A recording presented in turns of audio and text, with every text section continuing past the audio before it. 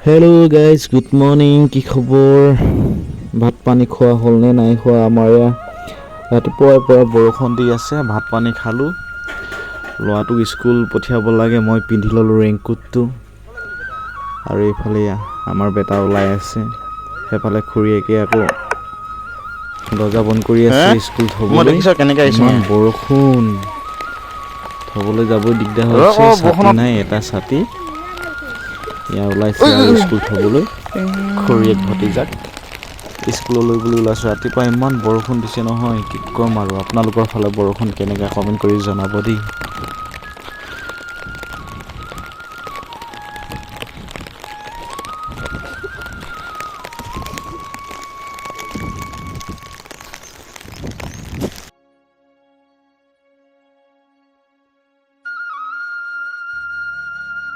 ৰাতিপুৱা হৈছেহে, এফালে আকৌ চাওকচোন।